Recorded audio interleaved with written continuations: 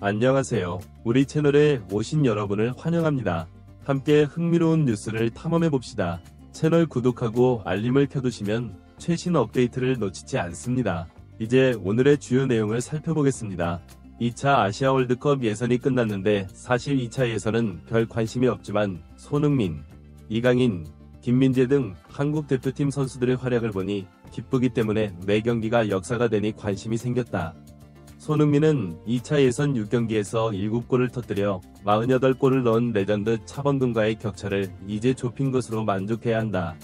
중국전에서는 손흥민이 7차례 드리블을 시도하고 6차례 성공해 중국 수비진을 어렵게 만들었다. 개인기 때문에 비밀병기를 쓰고 실수를 할 수밖에 없었다. 기회를 만들어낼 수 있었기 때문에 중국 수비들이 박스 안으로 달려들 때 내 의지대로 굴복할 수 있었다. 어떻게든 세이브를 하려고 중앙으로 돌아오는 게 꽤 눈에 띄었고 전반전에는 슛까지 성공해 거의 득점할 뻔했습니다. 그는 또한 2번의 프리킥을 직접 기록했습니다. 오른발을 활용해 공격수를 꿈꾸는 모습이 보기 좋다. 토트넘에서도 그런 일이 일어나길 바랍니다. 1에서 0으로 앞서고 있음에도 불구하고 수준의 차이가 확연히 드러난 경기였고 손흥민이 좋은 활약을 펼쳤다. 더 많이 플레이할수록 더 많은 실수를 저지릅니다. 이번 경기에서 중국은 경기에 지장을 주지 않는 강력한 공격을 여러 차례 펼쳤고 첫 번째 피해자는 수비수 권경원이었다. 위는 공이 골대 밖으로 나가는 것을 막기 위해 공 앞에 섰지만 중국 미드필더 샤오양은 일부러 권경원에게 달려가 권경원을 걷어차며 짜증나는 위력을 보였다. 후반 34분 방하에 5번째 교체 선수 손흥민이 공을 터치했다. 골라인 근처에서 그는 시간을 벌기 위해 의도적인 힘을 사용했습니다. 손흥민은 일어서지 못했다. 연장전 직전 양택샹이 고의로 손흥민의 오른쪽 발목을 밟았다. 잠시 동안 통증과 통증을 호소합니다. 한국이 전반전 득점에 실패하며 희망을 얻자 경기 내내 중국 관중들의 야유에 손흥민의 파울 카운트는 더욱 늘어났다. 일치하지만 그는 그의 몸짓으로 당신의 레벨을 아는 것 같습니다. 그들은 그에게 실제적인 교육을 해주었고 경기가 끝난 후 중국 골키퍼가 무득점에 실패하고 최종 예선에서 탈락할 위기에 처하자 그는 자리에 앉았다. 손흥민이 달려와 5초 이상 포옹하며 위로하는 장면은 중국에서도 화제가 됐다. 1989년생으로 올해 만 3살입니다. 손흥민보다 나이는 많지만 경험상 선수로서 패배의 심정을 알고 있기 때문에 손흥민은 공식 인터뷰에서 한국에서 야유하는 중국을 받아들이겠다고 진심으로 위로했다. 한국을 무시하는 행위였기 때문에 굉장히 뿌듯했고 한국을 대표하면서 몸짓으로 보여주고 싶다고 하더군요.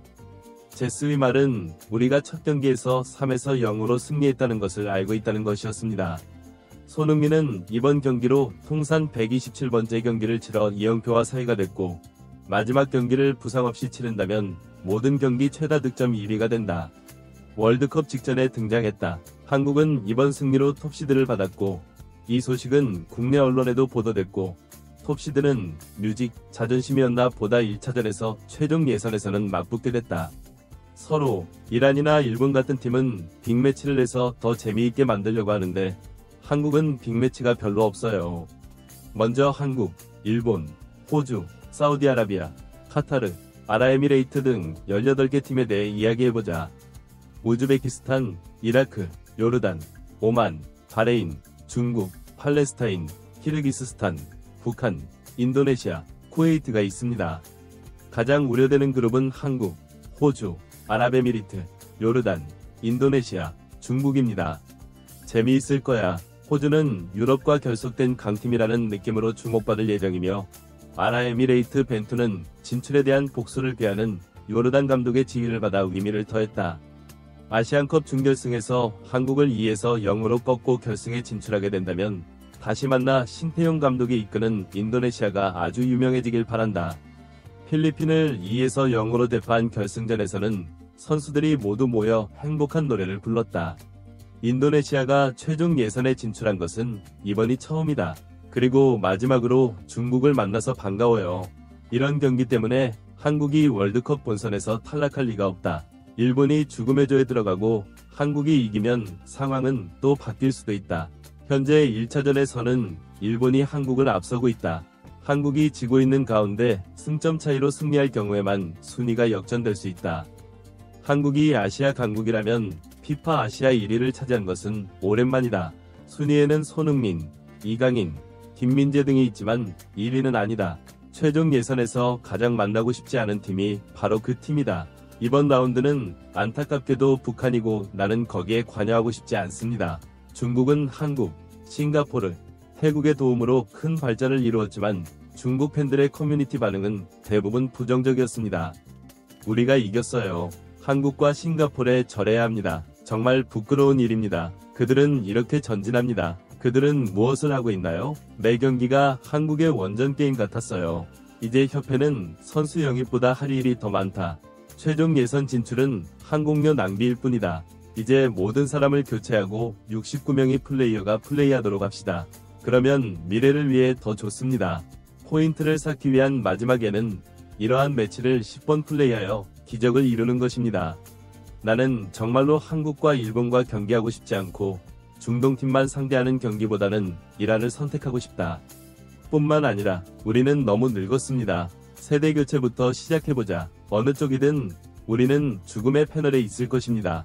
월드컵 본선 진출이 목표라고 말하지 마세요. 정말 부끄러운 일입니다. 모든 것이 피파가 원하는 대로 진행되고 있습니다. 우리는 피파 등만을 신뢰합니다. 댓글을 다 확인하진 않았지만 볼수록 반응이 비관적이었어요. 싱가포르와 태국의 경기를 보다가 폭발했다. 중부 지역의 많은 분들이 싱가포르 경기에 관심을 가지실지 모르겠습니다. 다행스럽게도 국가대표팀은 단 한 골만 내줬습니다. 한국은 정말 문제가 많습니다. 물론 그런 반응도 있었습니다. 태국과 싱가포르의 경기가 왜 그토록 흥미진진하고 피가 흘렀을까요? 후반에도 최선을 다하지 못했다. 우리는 잘 막아냈지만 싱가포르는 2골을 더 넣을 기회가 있었다. 이것이 바로 페어플레이 정신이라고 생각합니다. 결승전은 9월부터 진행되며 6월 27일 조별리그 1차 추첨이 진행된다. 개인, 사우디 카타르 등 그래서 나는 5만 명의 바레인인, 팔레스타인인, 북한인, 쿠웨이트인만이 테이블에 앉지 않기를 바랍니다. 시즌 동안 고생한 손흥민 선수와 다른 유로파 선수들에게 감사드립니다. 점.